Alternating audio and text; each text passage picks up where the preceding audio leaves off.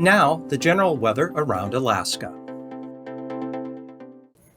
Thank you for joining us on Alaska Weather. I'm Emily Niebuhr. It's July 28th, 2023. You can reach us at 1-855-937-4977 at weather.gov/Alaska, or you can contact our media program lead, peter.chan at noaa.gov. Let's take a look at our lightning strikes from the state yesterday. You can see well across much of the central portion of the state. We're seeing a lot of strikes, a lot of thunderstorms. Even way up on the north slope, we had some convection. So another very active day and quite the pattern shift from what we've been seeing. Fortunately, we still don't have any advisories, watches, or warnings. There is still the special weather statement out by the Fairbanks office with concerns in the Fairbanks area and Tanana River valleys for glacial melt from all the warm temperatures and snow at higher elevations, causing elevations to rise on some of the local rivers that are glacially fed. So please travel with caution. Here's our thunderstorm outlook for Friday. Again, we're expecting similar conditions today with widespread thunderstorms developing in the afternoon and evening hours across much of the state. But as we'll be noting, we do have a system pushing eastward, and that's going to erode our thunderstorm potential and cause cooler temperatures across eastern portions of the state. But we're still hanging on to a few thunderstorms far in the east. This again, thanks to our friends at the Alaska Interagency Coordination Center. Thunderstorms across the interior have sparked numerous wildfires. Hot, mostly dry weather will allow fires to grow mainly in center and eastern interior, as we were just taking a look at.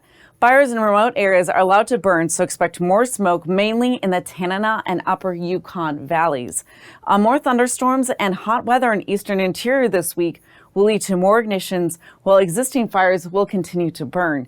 So again, monitor your campfires closely.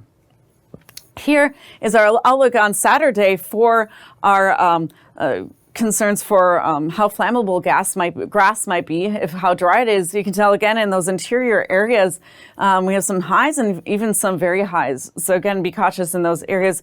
Meanwhile, we continue to see wet conditions across much of the western portions of the state with that low pressure and frontal system. Let's take a look at your satellite. Here we can see we have a frontal system that drapes all the way across the Kenai Peninsula into interior portions of the state. And we have a low pressure system moving into the Bering. But again, we have high pressure in place, 1030 millibars, across much of the central and eastern Aleutian Islands. We do have this low moving across Bristol Bay currently into Kodiak Island, bringing showers with that front, even as it weakens. Meanwhile, we have high pressure in place across much of the Gulf of Alaska. We have, especially in the Panhandle. Tonight, again, that frontal system that we saw that stretches across much of the state is going to continue to drift eastward into some of those areas. We're expecting thunderstorms, which again will be cooling things off for Saturday. We have this trough in place across the western Bering, and we have this low pressure system, 1008 millibars, sneaking into the western Aleutian Islands. By Saturday, again, our ridge starts to push into portions of Bristol Bay and drift eastward into the eastern Bering, bringing well-welcomed drier conditions to that region. Meanwhile, this low near the western Aleutian continues to move to the east, and we have this low in the Gulf of Alaska moving towards the ridge of higher pressure. By your Sunday, again, we're seeing cooler showers associated with that weakening frontal system. So thunderstorms aren't as likely on Sunday, and we have high pressure, again, dominating much of the western part of the state with a new low pressure system on the horizon moving into the eastern Aleutians and central portions of the Bering Sea. Let's see our associated temperatures that we're expecting this weekend. So for your morning lows Saturday, we're going to see lows in the mid-50s across the Panhandle and 55 in Anchorage, 52 in Kodiak. So generally low 50s across much of the state. We're going to see some nice warming in Gulkana, 78, 65 in Anchorage. Across the Panhandle, we're seeing several 70s and 62 in Kodiak Island. For your Sunday morning lows, with that frontal system, we're seeing some upper 40s, even in some interior portions, but 55 in Anchorage. Across the Panhandle, again, lower 50s. By your Sunday afternoon, we're warming up to 76 in Canada, 75 Talkeetna, 71 in Anchorage.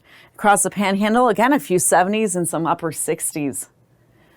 As we move into your Saturday morning along the North Arctic coast, we're looking at temperatures ranging from the upper 40s to upper 30s.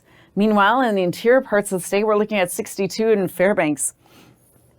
We're going to see some nice warming again Saturday afternoon with 83 in the interior, 74 in the Fairbanks area, and into the mid to upper 60s along the North Arctic coast. Sunday morning, we're looking at lows at 57 in Fairbanks and in the upper 50s across the interior and upper 40s to upper 50s along the North Arctic coast. Sunday afternoon, a little cooler, as I was saying, with that front moving through, 75 in Fairbanks. And the warmest temperature, we're not even reaching 80 in the interior. Let's look at our Bristol Bay area, again, with the high pressure starting to nudge in Saturday morning, but still a little chilly. We're looking at temperatures in the upper 40s to lower 50s across much of the Bristol Bay area. By Saturday afternoon, we're still remaining a little chilly with only 61 in Bethel and mid to upper 50s along the Alaska Peninsula.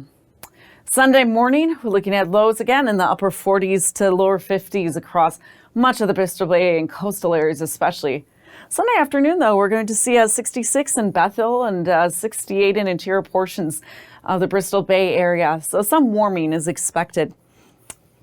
Let's take a look at your temperature outlook from the Climate Prediction Center. August 3rd through August 7th, we're expected these above average temperatures to continue and to be likely even in the Panhandle across much of this state. So again, a pattern shift. We're also expected to be drier than we would normally expect in the 6 to 10 a day outlook. So with the exception being the North Arctic coast.